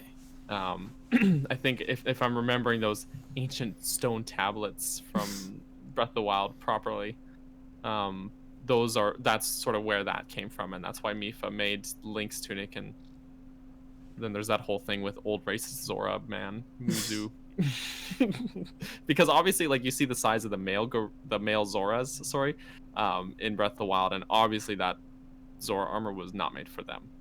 Like, no way could Sidon slip that thing on, right? Yeah. So it makes sense that Mipha would have made that one for Link, but the blue tunic in Ocarina of Time is just a common thing for Hylians, I think, that you can find in the Zora shop even. So Yeah. And instead of tunics, Skyward Sword has the earrings that help you out. Yeah, like I won't try to explain. That one's beyond me. that one's got to be magic. Yeah. Earring gives you heat resistance. it's like +3 fire resistant earrings. Yeah, exactly. So About the Goron tunic, I'm reading out some statements from the Great Hyrule Encyclopedia. Apparently, it's made of Dodongo scales and bumflower fibers. Hmm. So it might explain why it Interesting. resists heat. As for the Zora tunic, I don't know. I really don't know. Yeah, see, the one in Twilight Princess makes more sense because when you're underwater in it there's actually a piece that covers Link's nose and mouth. Yeah. So the underwater breathing kind of makes like more sense, I guess. Yeah. But then in Ocarina of Time, it's just literally a blue tunic, and somehow he breathes underwater. So I guess the N64 wasn't powerful enough to change Link's model, or they didn't have enough space to do it. maybe, yeah, but So they just changed the color and called it a day. magic. Yeah. I really like the way that the Zora tunic looks in Twilight Princess, though. Oh yeah. Yes. Looks really good. Yeah, I guess next question. Tubes, do you want to pick one? And then we can let Millens pick out the final question. Oh, okay. Okay. Yeah, I was just taking a peek. And I'm just gonna remove that one that we. Oh no, I already did. I did it. You did it. Oh, good job. In the chat, they're talking about the dye banana thing. Ilya's not here. Maybe that's why I haven't been making the banana Oh, jokes. it's happening in the chat. Ilya The busted. banana. Gibbs was. I don't even. Also, thank you to the almost 100 people that came to watch the podcast. Ooh, oh, I really like this question that's in the chat by Energetic Force, so I'm gonna just slip it into the Google Doc there. If we don't have time for today, I would like to cover it on a future one, if we don't get to it. In much smaller font than apparently the rest of it. The rest of things. Tubes. Sorry, Choose. I'm still Tubes, your looking- question. Did you guys do the one by Pokey? By Pokey? The one at the very top about Majora's Mask? That's Buddy the Pokey? Yeah. Oh, Buddy Santa Claus. Oh, I think we did cover that one actually. I'm sorry. If anyone in the chat has a question, feel free to comment it now. Okay. Now, there's like so many questions that we've like kind of answered just in passing that it's like I look at it and it's like, how many characters do you have in Super Smash Bros. Ultimate? All of them. Almost all of them. None of them. For Jesse. Because they don't need to give you the best character from the beginning. Yeah. I mean, but Link doesn't have a tethered grab anymore. Yeah, And that's we did already talk about for the next Zelda title, we would want it somewhere other than Hyrule because we have basically explored Hyrule to death at this point, so they would need to kind of put something between us and Hyrule at this point. well, I got one. Watermelon, do you have a question? Just Zelda MMORPG. Like, what could it be if they ever make one? Wait, did you just make that question up? No, that's in the document. Oh, who asked it? Clemens Treffel. Nice. I could see Yes. it going a there bunch it of is, yeah. different ways if they did that. The only way that I could see them doing it, if they went full MMO instead of just like a 4-player online thing, if it was an actual MMO, I could see it based around something kind of like the Great Flood, to where the hero never came to stop the evil. So in the lack of a hero or needing a hero, there was a lot of other people from all sorts of different races like Zora, Deku, Goron, Gerudo, Sheikah, Hylian, whatever, that decided to rise up to try and stop the threat themselves. And that would be an easy way to explain why everyone's playing as a different character, where there are so many different people trying to be a hero, because I don't think you could have like 100 different Links running around, like the 3 different Links in Twilight, or not Twilight Princess, but Triforce Heroes. Triforce Heroes. Yeah. Or the 4 Swords games, where they just get split into 4. So like one Link being split into 100 would just be weird. So if they had more than like 5 different Links running around, I think it would have to be a situation to where like this person might look kind of like Link, but he's not necessarily Link. He's just one of the random boys or girls that rose up and decided, since there's no hero coming, I might as well try to do the best that I can. And then that would be a way to explain why you have Zoras fighting against the evil and Gorons and everyone. So that would be my thought on how to do that. I think if they did it, it'd have to be a sort of spin-off game as well, and Link is not in it at all.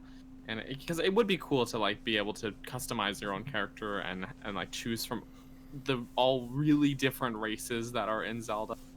But yeah, if they do a Zelda MMO, no Link. Yep. And make I don't know, like I just think there would be some really cool RPG mechanics you could implement. God, imagine just getting a gang of friends together and you got like all these different classes and races and characters. It would be really cool. But yeah, you can't have Link, you can't have the Master Sword in there, and no one gets. Your mic just pooped. What? Yeah. No one gets the Triforce. Oh. Like no one. There's almost like there's a few spots in the timeline I can see them doing it though, like the like Civil War prior to Ocarina of Time, for example, would be like a neat era to like have it take place in, and you have like different factions then, and then you don't really have to necessarily have like an end game for it. It can just be an ongoing war, right, for the story. So Well, what you're describing to me right now is a mobile game with Phantom Hourglass controls. Remember when Like, Jesse think and I about first it. became You have friends, he Phantom asked me Hourglass, about which it. is exclusively played on the touchscreen. Port that to the mobile, it works. Make it so that you can play any race. You can create your own race. Well, not create your character, and you can just be 100 people fighting like a boss together with Phantom Hourglass controls, like kind of Fortnite. And you help each other. You build weapons, Breath of the Wild style, some break. You can craft them, whatever. That could be a really good Zelda mobile title. yes, actually no, that would be neat. If they do a mobile one, I think that would be a good direction to take it, but because I don't think they could do like a full-fledged mobile Zelda game. It'd have to be like a spin-off of sorts. Just do it like Triforce Heroes, where you have some like little dungeons, but like make them randomly generated. Oh yeah. And then kind of like Pokemon Go, where you have to go to the actual dungeon. Oh. Then I might not play it. Well, god damn it. I'm a shut-in. Zelda Go. Zelda Go. Oh no. Only if I can pet dogs. Yeah, There you go. But you can pet dogs in real life. It's hard petting dogs in real life because then you have to ask the person if they're allowed to pet their dog, and people in Vancouver are just like really not friendly. You cannot approach a Vancouverite without them being like, "Ew, why are you making eye contact with me?" You have to approach their human and get permission. Or you can pet the human. I mean, I could. It's one way to get really weird. Just yeah. I think for me, I honestly, at this point in my life, I do not care what kind of MMO happens, as long as it's not the disaster that was Elder Scrolls Online again. I just need a new MMO to play, because I've been playing RuneScape for the past 16 years of my life, and nobody will play it with me, and I love MMOs, and everyone hates me because all I play is RuneScape, so give me anything. I have a good thing for you. It's called Elder Scrolls Blades, coming for mobile devices in 2019. I don't want a mobile ammo. Melon really pushing for the mobile I'm games trying now. to stop using Yes. my phone. Yes. Jesse. I'm just Yeah, reading the Jesse. chat. Eddie says, "Where's Petscop 2? Petscop? Petscoop? Pets. Petscop. I don't know Oh, what that no. is." It's the children, I think, pet thing you see all the time. I don't know. All right, Tubes, do you have a final Just question? Google it. I have a question. I stole it Yeah. from the YouTube, and I've been pasting questions into our chat thing. Woohoo! Anthus asks, "What is your guys' favorite 3D Zelda dungeon?" Stone Tower Temple. Ooh, that's a good one. That's a good one. Oh. Forest Temple is really good too. All the dungeons are great. Send Ship. I can think of the ones that I don't like, and for the most part, I don't like any of the dungeons that are like at the beginning of the game, just because I've replayed the beginning of all of the games so many times. Okay. This is too difficult a question. Zelda, okay. Tower of the Gods is really good in Mhm. Wind Waker.